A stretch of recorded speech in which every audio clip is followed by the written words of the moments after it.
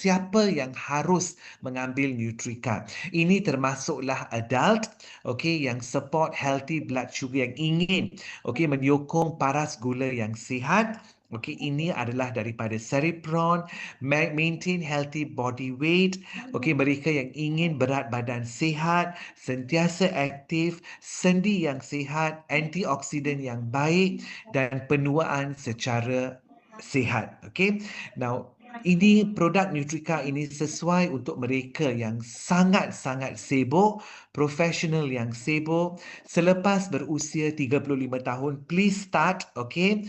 Mereka yang sangat, okay, bimbang tentang kesihatan metabolik, mereka yang ingin satu produk yang ada scientific journal ataupun publication. So that is what we have. Nutrika, an individu yang sangat health conscious seperti yang kita dapat melihat.